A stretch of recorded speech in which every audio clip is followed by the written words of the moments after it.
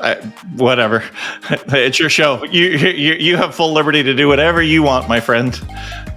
Welcome to Hospitality Huddles, and there you go. You heard it from the man himself, Jeremy Julian. I have full control over my show to ask whatever questions I like and have some fun. So let's get straight into the episode. No messing around this week. Thank you very much for listening to Hospitality Huddles. I think you're really going to enjoy this episode. So let's get started. Hi everybody, and welcome to another episode of Hospitality Huddles. And this week, the tides have turned because I'm really pleased to welcome Jeremy Julian onto the show. And I was on his show, the Restaurant Technology Guys, only a few weeks ago. So it's really good, Jeremy, to have you here and turn the tides on you. Yeah, no, as we said, pre hitting the record button, it's always interesting when you're sitting on this side of the mic, and you have zero control over what questions you're going to ask me. So looking forward to it, though. I'm excited about it.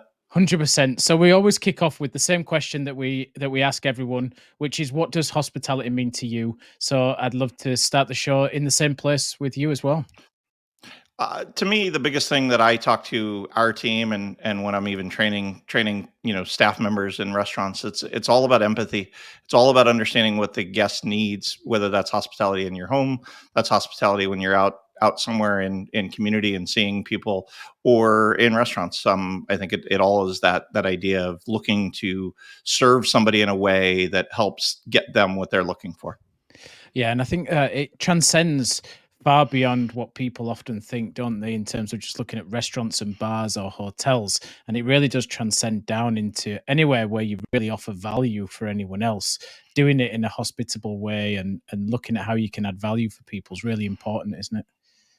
It is, and even just this weekend, I was with my children out, and it's holding the door for the lady as she's walking through. It's that to me is hospitality. That's looking at the needs of others almost above yourself at the time, and serving them in a way that that everybody else would want to be served, because we know what it feels like when we get served well, and we're hospitality is extended to us, and so my desire for my children, for myself, is to extend that same level of hospitality for others.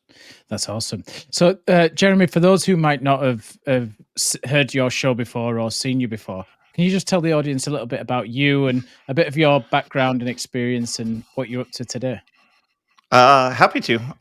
So married, father of four, and so life is full in my world. 18 to 8 as of the time of this recording. So happily married. This June we'll be celebrating 20 years married. So Amazing. Excited about that. I grew up in the restaurant tech business, and so as a kid, worked for a family business, and we've sold restaurant technology for as long as I can remember, back to cash registers back in the 80s.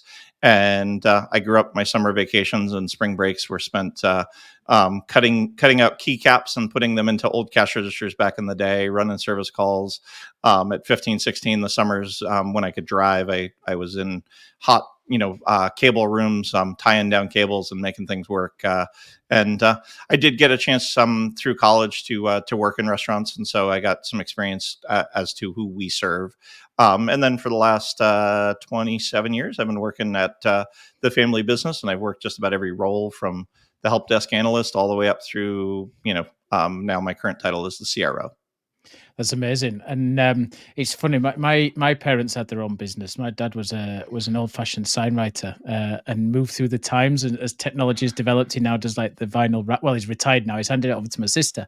But it's amazing, isn't it? How when you are part of a family business, and I was the same. I was there on a weekend with my dad, and he'd be pulling like the vinyl off, and I'd be clearing up after him, and he'd have his deckhand. It's amazing how you go through all the different job roles and all the different things. Even when you're on holidays as a kid, you're answering telephones and doing things. It's sometimes it's the nice bit, isn't it, about family businesses, is that you get to do everything and see everything.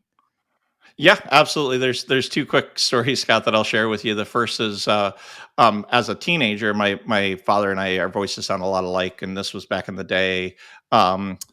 This is back in the day when we had home phones, and so we would give customers our home phone number when they were having a problem with their system. They could call the on-call people, and you had pagers, and they'd page you, but some of the key customers might get the home phone number.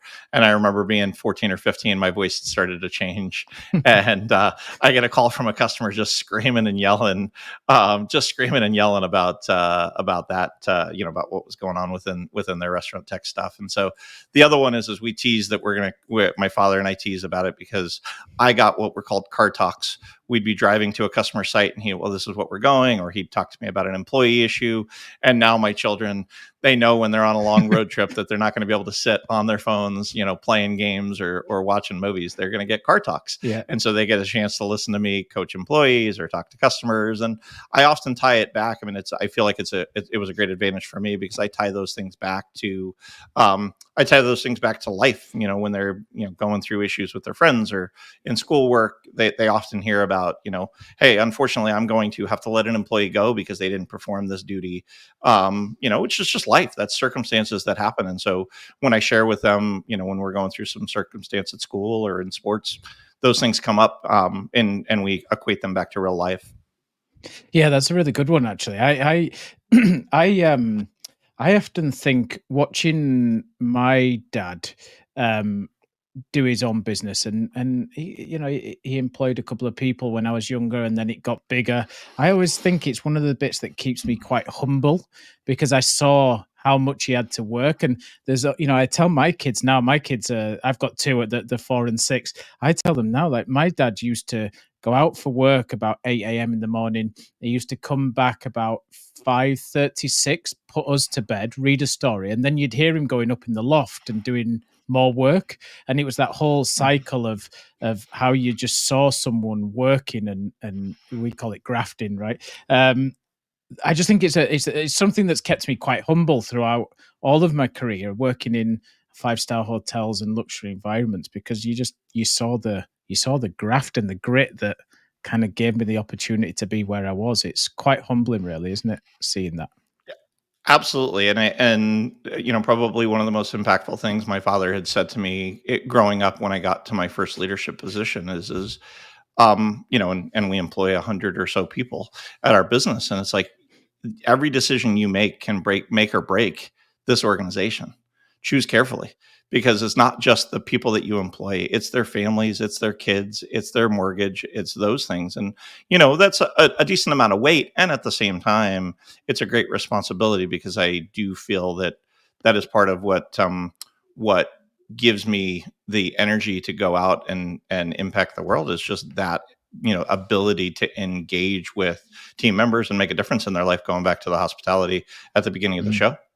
Yeah, it's an awesome opportunity to do that, isn't there? And I think the other thing as well that I often found is my mum, when I started working in hotels and working my way up, as I got to a point where maybe I was like senior management, F&B manager level, that type of thing, and I was managing teams of 40, 50 people. I'd sometimes get my mum and dad ringing me and going, "Oh, we've got this issue with this employee.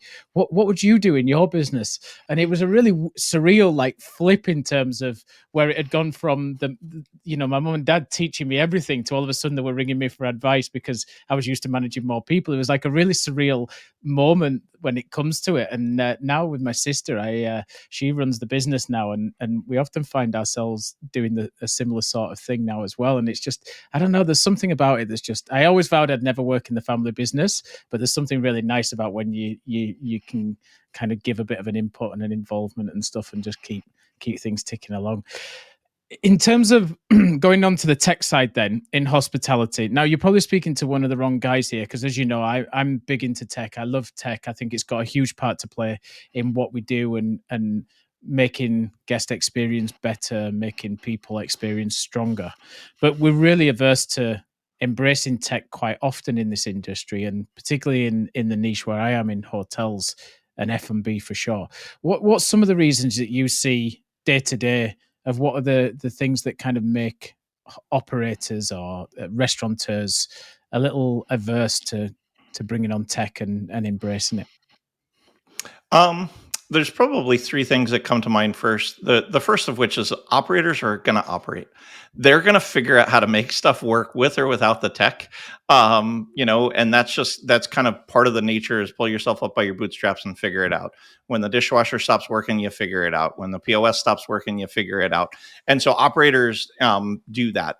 The second piece that I would say is really wrapped around um, they've been oftentimes sold a bill of goods. They're painted this vision of the future, and it doesn't often come true. The best tech in the world, the best tech in the world without people embracing it does nothing. Mm. And so I think that that's a big piece is people are skeptical. A lot of people are skeptical that the tech is not going to do what it needs to do, or that it's not going to end up getting them the return.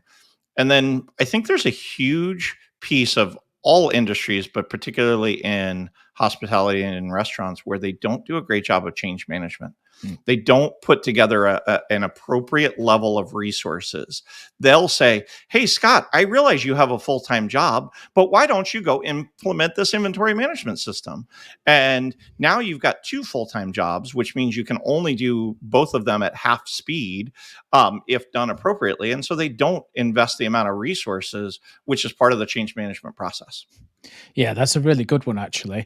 Let's stick on that for a little bit because I know that at times I've implemented tech into the business. That there's been nothing wrong with the tech, but just the way it's been implemented, the focus of the implementation has been quite challenging. And especially when we're in openings, it's always that thing where you think you've got loads of time, but you actually don't have a lot of time. And once you open those doors, it's almost game over in terms of trying to get the system to where you want it to be, and it takes months to recover, doesn't it?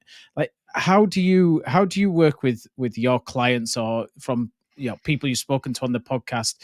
What's the best way to help embrace that change and then really focus on getting that implementation right every time, because it is a skill, isn't it? And it is challenging. And I agree. I think this is the number one area that a lot of hospitality operators struggle with time and time again.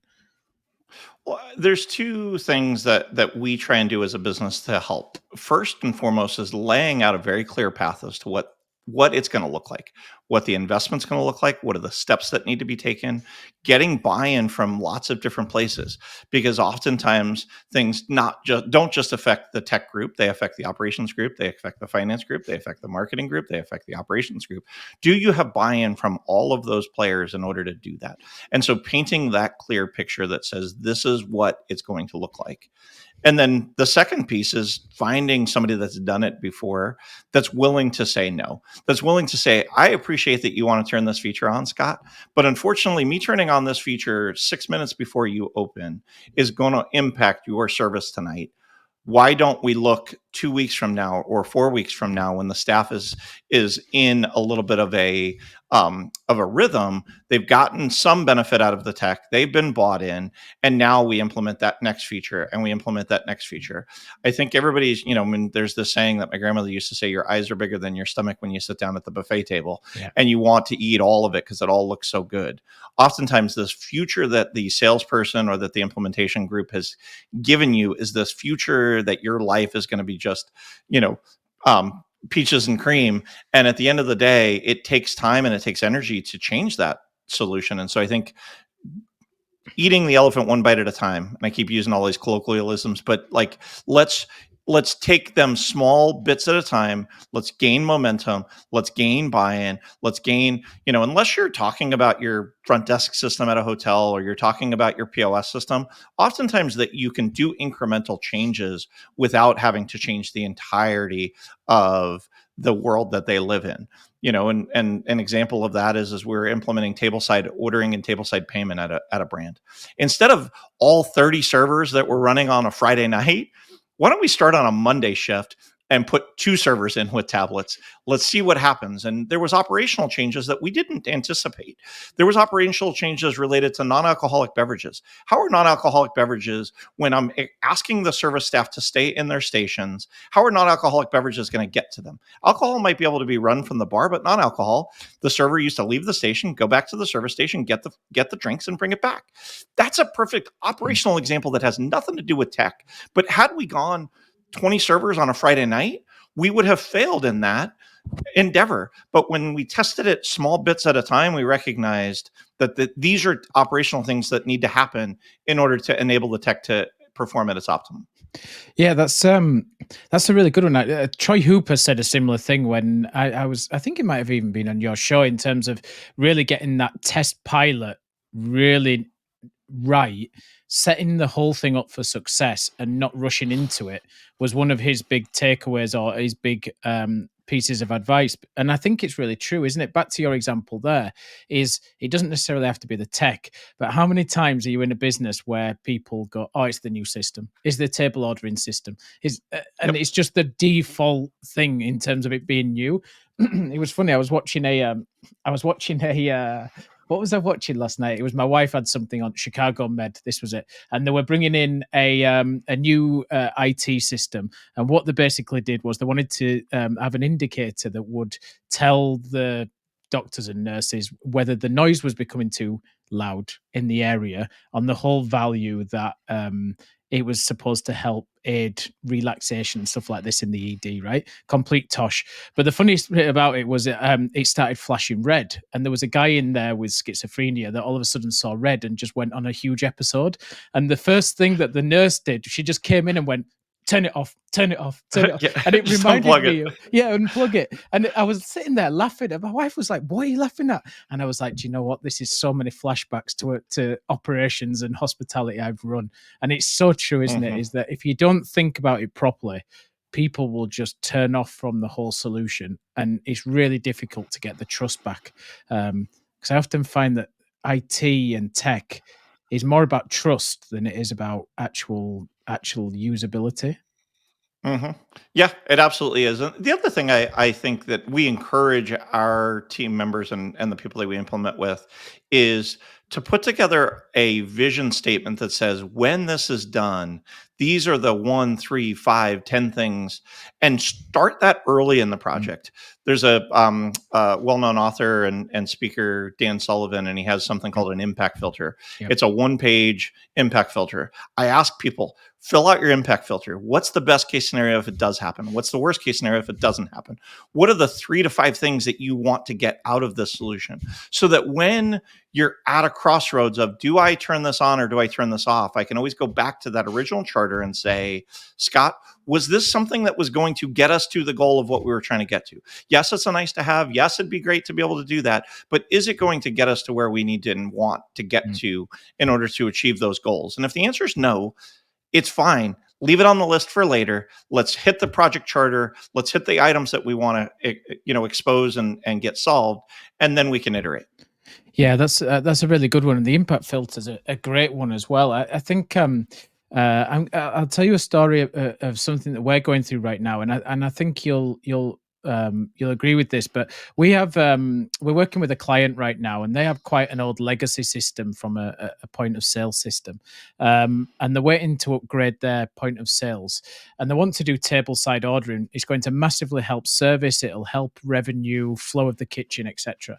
And in all intents and purposes, we could go live tomorrow with a standalone order system that has its own printer in the kitchen. So the guest will order, they will pay. So payment ordering is totally taken care of from a business perspective, goes straight through to the kitchen makes the ticket, everyone's happy. The reason we haven't gone live is because while the revenue and service bit is taken care of, on the back end, trying to get that information and sales mix into the inventory system to do the inventory part right is going to be an absolute nightmare. And from my experience of inventory systems, if they're difficult, your results are going to get impacted massively. And I think what I did with the customers, I sat down, and very similar to the impact chart, was we looked at what the non-negotiables were. And part of those Mhm. non-negotiables were reconciliation. It has to be able Yep. to be reconciled easily. And this thing just didn't touch the mark. And we haven't gone ahead with it for that reason. And I think that's back to your point there on the impact filter. I think that those non-negotiables, and it's not bending those principles just because you have a solution and you think it'll help one part of the business. Because if it makes the other one worse, it's going to make life difficult, isn't it? Absolutely, and I think that the unintended consequences of those things, we talked about that operational issue with the non-alcoholic beverages in this Mm, casual dining environment.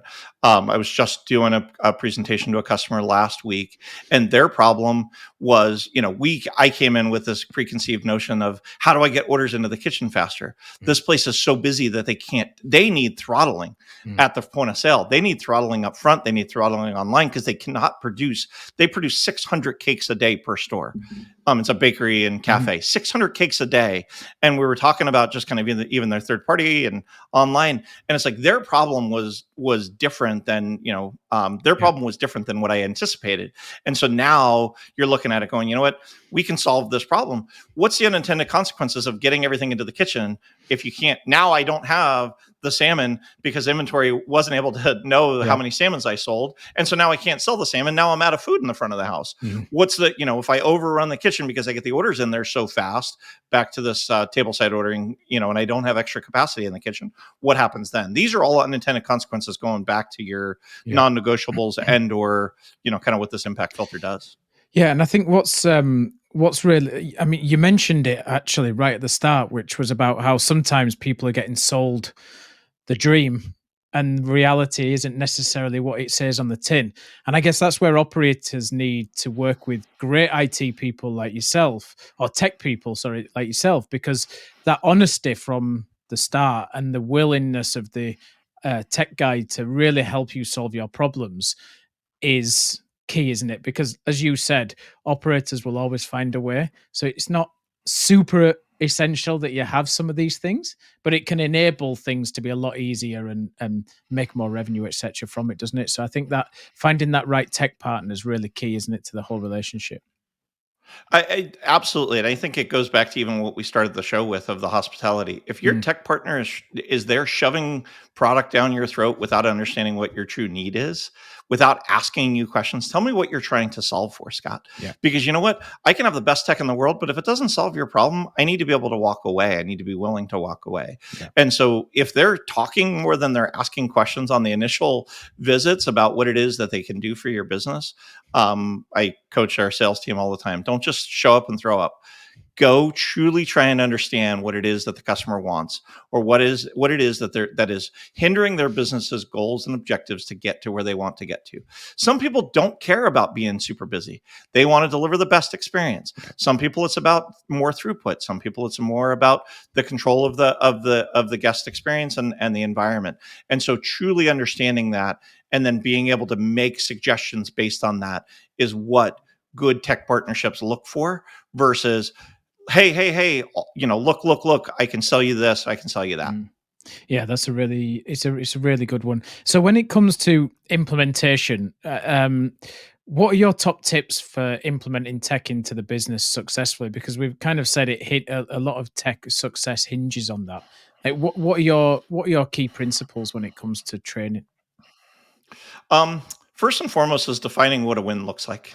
That goes back to the impact filter. That goes back to what we start. So anytime we make a sale, we start with an internal kickoff meeting where the 2 employees, 3 employees, 4 employees that are on this project team say, okay, what does a win look like? Then we go reassess that with the end user, with the client. Okay, so Scott, we sold you table side ordering. We understand that you're looking to increase sales by 18 to 20% by implementing table side ordering, but it needs to be streamlined with the kitchen and it needs to be streamlined with the inventory management system. If at the end of the day, we got all of that accomplished, would this project be a success to you?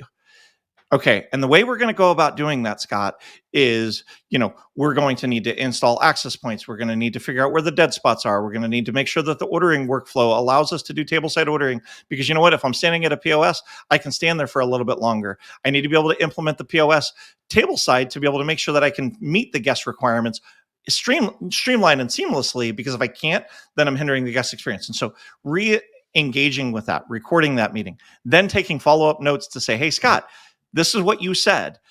Send that back out to you. And then all throughout the implementation, reminding you, hey, Scott, you told me 18 to 20% sales increase through table side ordering with a fantastic guest experience that's integrated with the kitchen. Is that still what we're trying to achieve?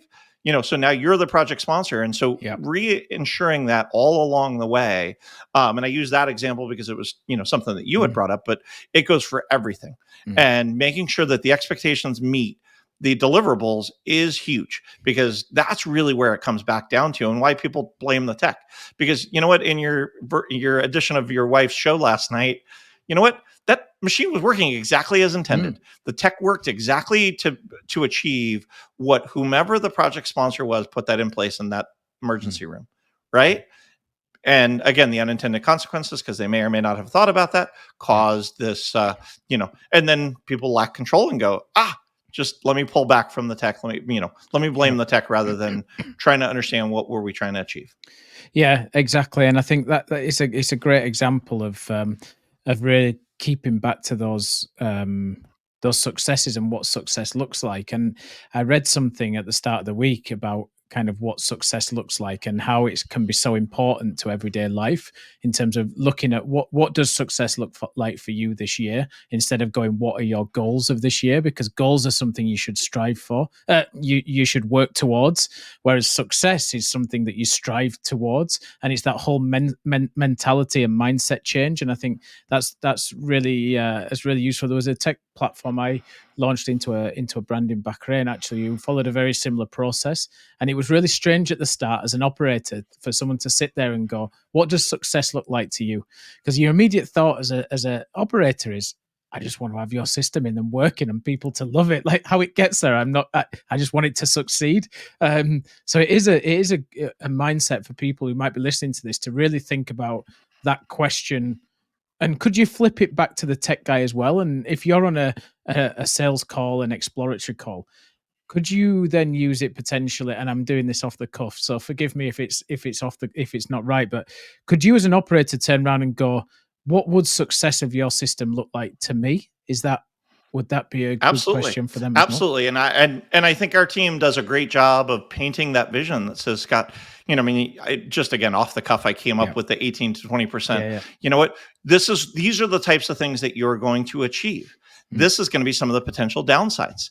You may overrun your kitchen. You may have to figure out how to staff your non-alcoholic beverage and your beverage runners to be able to get food out. You're going to get more table side changes. One of the unintended consequences that we got when we did table side ordering is that the amount of modifications that came out when somebody was sitting there with tech or somebody had a piece of tech at the table versus, you know what, I order a burger and it has lettuce, tomatoes, and pickles on it, and I don't really care for tomatoes. I realize, because I've been to this brand a bunch of times, that it comes on the side. I don't really care. You know what, I'm not going to put them on my burger. But now I put either a piece of tech or I'm putting a server there.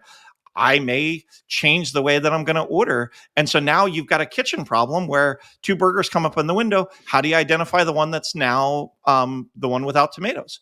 Because there's two burgers in the window. Yeah. I'm now no longer the one running it. So I no longer know who to hand the one to with no tomatoes versus the one with tomatoes, because oftentimes people that go to this route do that. And so, yes, it happens all the time where people will say, well, I was told, I get this question. I was told I need to do a loyalty package. Okay. What does loyalty mean to you? And so you ask the question. Well, loyalty means that I'm rewarded for for patronizing this brand more often. Okay. Let's talk a little bit more about what that looks like. What does it feel like to you as a customer, Scott, when you get recognized and somebody gives you a free cup of coffee? That feels great. If we could get to a place where your guests, your highest value guests, 1 out of every 10 times come in, and it's seamless to the cashier and it's seamless to the guest that they get that free cup of coffee, would that be a win for you? Yes, it would. Okay. And again, that's how you play and you turn those things around. So you're painting a vision of a future for them that they may not be able to see because they want the end result. They don't necessarily want to know how the sausage is made. They don't want to know that you need access points and you need handhelds and you need card readers and you need whatever the things are that you have that get to implement that system. Yeah, and I think it's back to that point of what you were saying before about, giving it to someone who already has a full-time job. Sometimes if that situation does happen because of size of group or whatever it might be, the way you can break it down and make it easier can have a massive influence on success as well, doesn't it? Because back to your point, as an operator, I wasn't bothered. I had my own IT guy. He always looked after everything. So when the tech guys were talking to me, it was a bit like, well, that's fine. My IT guy will sort it. And these were some of the mistakes I made. It's like, it's okay. The IT Mhm. guy will sort it. And then I'd ring him up and I'd say, Adam, we need X, Y, Z, and he'd be like, you're crazy. Why don't you get me inside these calls? And his running thing to me was, "What have you agreed this time?" That used to be how he answered his phone in the end. And it's Mhm. that big thing of bringing all those stakeholders in. And I really love the way that you spin it to go, what does success look like? Because I think that's got a massive influence on how it can then and work backwards from success rather than trying to get to success, I guess, would be my big takeaway from that. It's a different mindset for sure. Well, and the big thing that I would say to anybody on, that's listening to our call here is write it down, Yeah. because we get, memories like an elephant Mm. later, because we get the shiny object. We're all excited. Many of the listeners are going to end up being entrepreneurs. They've never Mm. met a piece of tech they don't like. They've never heard a new strategy, a new system, a new anything. I mean, I know you and I are that way, where it's like, oh, I tried Yeah. this new thing and I tried Yeah. this new thing and I tried this new thing, and that's us. And so if you're Adam, your IT guy, Mm. now he needs to define for you, Scott, what does success look like, and Yeah. capture that. Yeah. Write it down and re-articulate it. Put it in a video. Put it in a something recorded that says, Scott, Mm. you told me if I achieve these 10 things, it would be successful. And now when you come and say, well, you didn't do 11 through 15. Well, unfortunately, Scott, you didn't paint a vision for me for 11 through 15 Yeah. initially. Yeah. I'm happy to do those, but it's going to take extra time. It's going to take extra budget. It's going to take extra whatever to get there. Happy Yeah. to do it, but we achieved, 9 out of 10. We had a very successful launch. Mm. Now let's go do the 10th of the 10th and 11 through 15, because you know what? Then you'll get to that vision. Because again, 1, 3, 6, 9 months from now, we have amnesia about what we thought success looked like back then versus what it does when I'm in the middle of it. Yeah, 100%. So, what if I asked you what's the advancements in tech now that anyone listening and in the restaurant space, the bar space, hotel space, what should they be who should they be looking out for, and what are some of the systems that you have seen that can have massive impact on businesses moving forwards? The one that I have I don't get shocked nearly very often because I live in this space, but Yeah. I was shocked when I had a guest on the show. I don't know. We're recording this in April. It was, I don't know, maybe a month ago when the episode released. They were using computer vision to do computer vision. So I point my iPhone or my iPad at my inventory shelves, and Mm. it counts my inventory for me to over 95% accuracy. So Mm. now the job of taking physical inventory in my restaurant went from, 1 to 3 hours on a Sunday night after we Mm. close to 10 to 15 minutes. Oftentimes we don't do inventory as often. It's a brand called Nomad Go. It's some ex Microsoft employees that use the camera. But I think computer vision is going to revolutionize the way the world is going. For the last 2 years, I've been working with a brand that's doing computer vision to ensure that food preparation is done properly. Think about a Chipotle line, Mm. and you ordered um, a barbacoa bowl with white rice, black beans, cheese, extra sour cream, a little bit of lettuce, and the red salsa. Now it's got a camera looking down on that. It sees the digital order coming in and can alert you as to whether you got brown beans or pinto beans instead of black beans real time on that digital order. So computer vision and being able to build a model to say, Scott, you did prepare that or you didn't prepare that. The same thing with this inventory thing. I was blown away with how Mm. much capacity these devices have. Think about just even receiving your invoice at the back door. You've got a pallet that shows up at your back door. How long does it take you to go through that Yeah. pallet and checking off the invoice versus being able to point your camera, walk around the pallet, and have the digital invoice come up and say, you're missing a case of tomatoes that was on that invoice. Yeah. And it'll be able to do that within 1 minute. Insane tech. I'm blown away by it. So all of the stuff with computer vision really, another one that a company that we're working with, drink refills. So it's got cameras stationed all around the dining room. It can alert you in the service station when somebody's water's low. Yes, you are going to train your operators to make sure that they understand in the dining room that water, making sure that the drinks are refilled is part of the hospitality. And if I could have computers aid me in that, how much better of a service level could we Mm. have? Well, this is back to my point that I think we touched on earlier, which is tech is an enabler, isn't it? And if we really go back to the start of the show and what you were saying about hospitality and giving people memorable experiences and things, this is where tech really can make a difference to your business, isn't it? Because I saw there's a brand here in the UK as well, very similar with the vision called I think they're called Peckish here, and it's still quite young in kind of where they are, so it's not completely fully developed.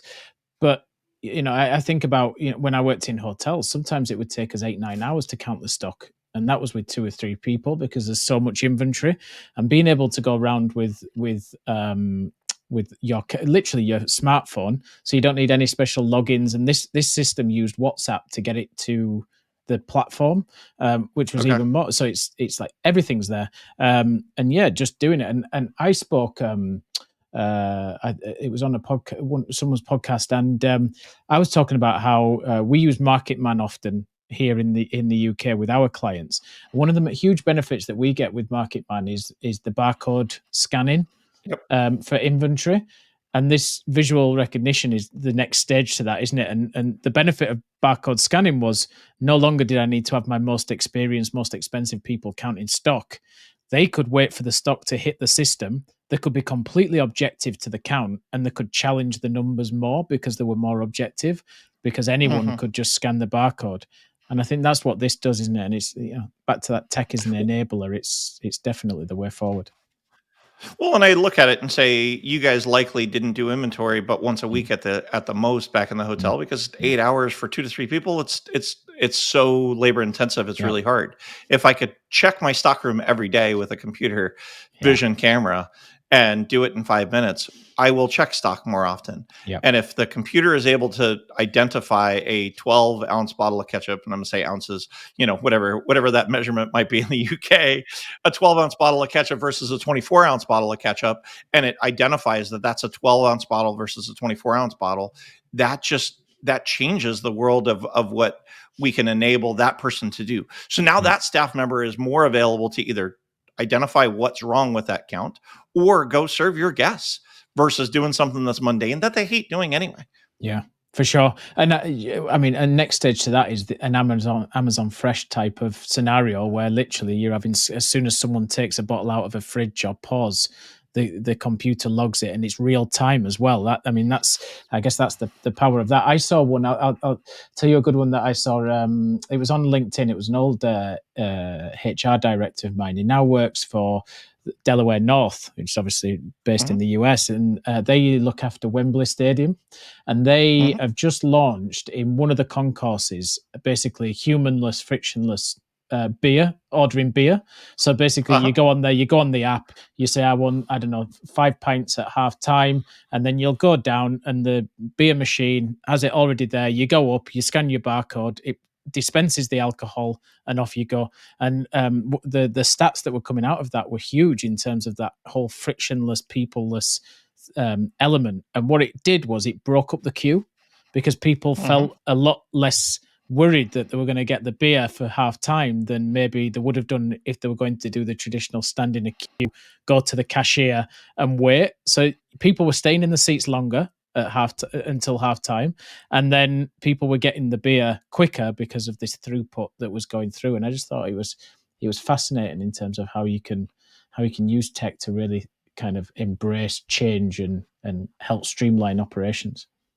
yeah, our golf club just implemented a very similar system where you walk up with and you put in your member number, and it charges you for the beer. There's a local place in town that has a wine deal similar, and they deal with all of the legalities of, you have to be over age and all of those kind of things. I guess my question to you on the flip side of that, Scott, because oftentimes what I get the question both on the show and just in life is where's the hospitality in that? let's go back to that initial question that you had. And my answer, I'd love to hear your thoughts on it, but my answer is for a guest that wants to interact with it in that way, great. That's hospitality for them because you're trying to help them achieve what they're looking for. They're looking to get back to the seats. They're looking to spend time with family. They're looking to spend time with friends. They don't want to stand in a queue at a bar waiting for their beer. Others want to sit at the bar, want to have the experience. And so enabling that, I know when you and I talked on my show, we had that similar conversation of just how do you enable the guests to have what it is that they're looking for? And so I guess how would you answer that if you had somebody that says, well, it's all just going to be computers, it's all going to be autonomous, and we're not going to have any humans in the middle of the engagement? I would give a similar answer to you. I think we have to give the guests what they want, and I think we have to be open to that. Um, Sometimes people don't want look at if we take a live example right now. Look at checking in and into a hotel and digital Mm-hmm. check-in. How many business people are going to still queue at the reception desk? I bet very, very few, because their convenience is they can turn up to the hotel anytime, they can check in when they want, which means no longer are they worried about whether there's still a decent room at 11 o'clock when they get back from the business meeting. And then they can turn up to the hotel and they go straight to the bedroom and they check in and they're done. And if I'm going to a Hilton every single week, I know what to expect from that room, from that hotel, so I feel comfortable that I can do it. And my driver, I guess, back to your thing of what does success look like? Success for me in that situation would be I get to my room as quickly as possible and I can settle in and I can go and do what I want to do. I don't think you're ever going to take away people from the industry, because I think people, it's one of the few places where you can truly get connection, whether that's with someone who you go to a restaurant with, or whether that's sat at the bartender on your own. And we've both traveled and been sat there talking to a bartender and passed the time because of it. But I think there's ways that people can use tech to um, enable better experience, because we are going through times where talent's difficult, skills challenging, and we can help make lives easier for our teams. Same respect, we can, back to the football situation. As a football fan, soccer fan, you want to watch as much football, but you want to get downstairs for your beer, have your beer, talk about the match, and get back up to your seats. If you can make it so that you can watch as much football as possible, get your beer as quickly as possible, so that you can get it, you don't have to down it in one to get back for the second half. Then that's their success. So I think Mm-hmm. it's back to your. I think we've got the title for the show here, but what does success look like to that person, and how can you make it happen? Because I don't always think it's people now. I think we're used to dealing with tech and having tech in our smartphones every day. Yeah, absolutely. I mean, and one of the other pieces of tech that has gotten huge is Delaware North actually is piloting it is this humanless kiosk, where I go up and I put a bag of Doritos and a Pepsi underneath this camera, and it takes it. You don't even have to use the barcode. It just you put it on the scale and it just does its thing. But for me or you running through the airport when we're late for a flight, but we know we need to get some food, that gives us what we want. When we've got a 3 hour weather delay and we want to sit at the bar, I want to be able to experience the bartender and have a drink and have a meal that way. So depending upon what my use case is, restaurateurs, hoteliers, people need to engage with the guests where they are and experience it the way that they want to do it. Yes, we get McDonald's here in the US, 90% of the orders are going through digital kiosks. And well, I want to go talk to a cashier. Well, they then learn from it and then put a cashier, at least one cashier. But the majority of the people that are engaging with McDonald's go to a kiosk because they want that experience, or they order on their app. And so depending upon what it is that you're looking for, it gives you the ability. And so technology is an enabler to get you to where the guests want to be and what they're looking for.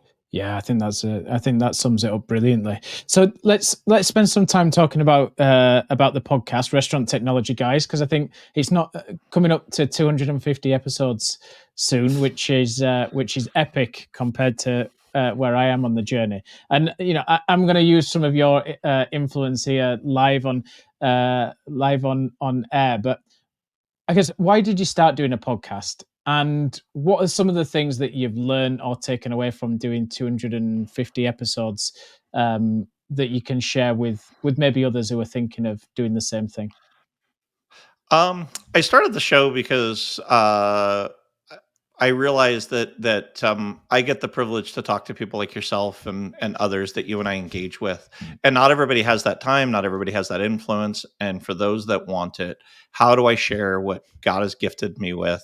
He's given me the capability to sit. I was just editing a show. I was telling you before we hit record from somebody that flipped the script on me and asked a bunch of questions on my show, yeah. and it was like, you know what? I realized that 25 years ago, 23 years ago, I was sitting in boardrooms with people that I didn't deserve to be in the boardroom Mm, with. But how do I share that knowledge and that wisdom, the interaction when I go out to trade shows and learn about these things to be able to share that with the world? And so that to me is, I don't know, over 300,000 episode downloads. It's amazing. I mm, love it. I love to hear that people are getting better because I have a passion for this industry and I want to help people shortcut what it is that they're doing. And so that's why I started it. Again, it's a labor of love. I get engaged and get exposed to things that I wouldn't get mm, engaged to and exposed to without it as well. So I'm a bit of a tech geek and I've always got new things that I want to be learning about. And then it gives me an opportunity to share those with the clients. And so, um, what have I learned? Um, I've learned a lot. I've learned a lot about people. I've learned a lot about people and ultimately that regardless of where we came from and regardless of the upbringing, they want to interact with others and help people get better. They want to help each other. And so we live in this very individualistic world. We have our own Spotify playlist, we have our own Netflix playlist, we have our own, you know, 30 years ago, 40 years ago, we were very communal. And I've gotten a chance to spend time in places that are less developed in the world, as have you. And it's like they live in community still. And we in the West don't live in community as often. And when I get across the wire on these things, it's huge. They're trying to help make people better, whatever that looks like, whether it's your show and sharing your wisdom and knowledge out to the world. What did you get to experience when you were in the Middle East? What did you get to experience when you're talking to these mm, different hotels? And so that I guess is the greatest privilege for me when I hear that. And then I guess the other piece for me selfishly is I love the impact. When you'll hit me up on LinkedIn and go, "Hey, I love that," or even mm, the reference to Troy's episode, that's great because you know what that says that there was one person out there that got an impact from that mm. episode. How many ever hundreds or thousands of people downloaded it? It doesn't matter. You got impacted, and hopefully your business is going to be better because of it. Yeah, that's I couldn't agree more. I think do you know what I tell you what I love about doing this, and I've done it today, is to make sure I get the best possible Wi-Fi. I go around and I switch all the Wi-Fi off around the house, including my phone. So all I do, and I think we might have touched on this actually when we did our show, is literally it's me and you now. 46 minutes we've been on. It's me and you, and we've just been talking.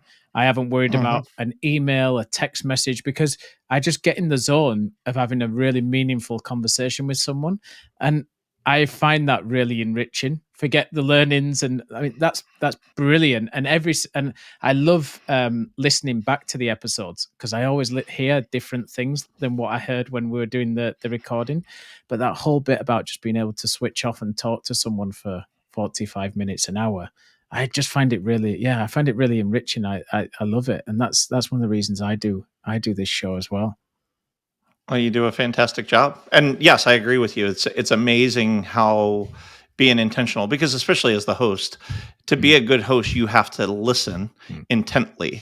All too often in life, we're listening only to the very beginning and we've already prepared our response and we stop listening. yeah. When you're hosting and when you're on these shows, you have to listen Mm, with the intent to understand before you formulate your next question, yeah. which is a skill and I think I may have shared it with you offline.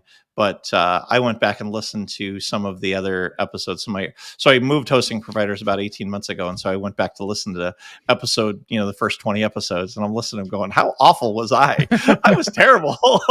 So as our mutual friend Sean says, like you get better as you do it more, and so you're better at asking those questions. And I've developed lifelong friendships with people. I'm able to help them, and they're able to help me, and that part's really really good. So Yeah. And if I was to say, what is the biggest, like, of all the people who've been on the show, and this might be a really big question, uh, what are some of the things, and maybe there's one, maybe there's a couple that you've taken away, and sometimes you'll be driving down the street or you'll be speaking with a client, and you go, do you know what? That was something that I picked up from the podcast that might help people listening to this. Is there a couple of things you can think of? I mean, there's definitely things that I think we touched on even in this episode that I use constantly. Is tech for tech's sake is worthless. Tech to solve real business challenges that real businesses have is invaluable. And so truly getting a good understanding of what the customer is trying to do is critical. And then being able to use the most powerful thing that God has ever gifted us with, our brain, to articulate that. Because you know what? Not every business looks like a McDonald's or a Burger King or a Pizza Hut. They all operate differently. What you need at a five-star hotel is not the same as what you need at the budget Hilton, right? And so the budget Hilton needs the ability to go do that check-in. They need the ability to go do that check-in mobile and go do the check-in with my room and NFC to my room. Whereas at the Ritz-Carlton, they would never allow that. At the Four Seasons, they would never allow that because that's not their brand. That's not what it is that they're looking to do. And so depending upon what your outcome is, which goes well back to our success defining those things. And so I think a better understanding of what they're trying to capture and accomplish is what comes up often. And then the other piece I would say is that people are looking to help each other. I guess that's the last piece is they're looking to solve challenges. We work in an environment where my core business sells restaurant tech. I have competitors that have been on the show. I've learned stuff from, CEOs of brands that compete directly with us. We're sitting in a boardroom, one meeting after another, trying to sell the same piece of tech to an end user. And at the same time, I've had that same person call me and say, "Hey, this customer of yours is really disappointed with the service that you guys gave them. Go fix it." Or, "Hey, have you considered this?" Or, somebody told me 20 years ago that and it was super impactful to me that the world of collaboration within the tech world is going to, who would have thought that Apple, that Microsoft was going to sell more on the Mac and on the iPhone than they would on a Windows PC. Yeah. It's insanity to me that somebody would have told me that 20 years ago. But now I can be in a Google ecosystem or in a Microsoft ecosystem on my Mac, and it's completely independent and it doesn't matter. And so collaborating where you can collaborate and competing where you have to compete in certain areas is also a really big piece that I found from the show is that that it's a much smaller community than anybody realizes when you're out there. And so do it right. I think that's the perfect place to finish because that was brilliant, and I totally agree with you. And I think collaboration is always the best way. There's plenty of business out there for all of us, and it's finding those people who you can make as successful as they want to be. So, Jeremy, I really enjoyed speaking to you on your show, and I've really enjoyed speaking today. And we've spoken offline as well. For those people who want to get hold of you or want to check out more about what you do, how can they find you? And a little plug for the show as well. Custombusinesssolutions.com is our business page. We sell restaurant tech, lots of different things related to helping your restaurant run better. Restauranttechnologyguys.com. You'll see my mug up on that website. Every Monday we release an episode, have lots of different guests on. Like we talked about 250 episodes. I'm all over LinkedIn. You see me on LinkedIn all the time. So that's probably my most active social media platform. So connect with me there. I always love to learn unique stories. And if any of those listeners are out there that want to be on the show, hit me up. There's a contact me page on restauranttechnologyguys.com or just send me a in message in LinkedIn. Brilliant. Jeremy, thank you very much. I really appreciate it. And thanks for being on the show. Thanks for having me, Scott.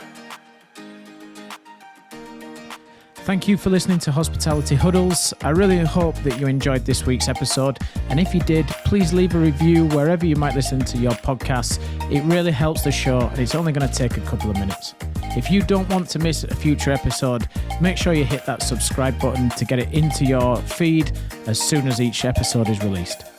Hospitality Huddles is brought to you by Auden Hospitality, helping hoteliers to think differently to create F&B outlets that their guests will love.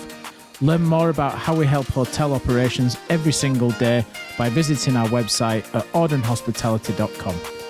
This has been Hospitality Huddles, where hospitality meets conversation, one huddle at a time. That's all for this week. We'll see you next time.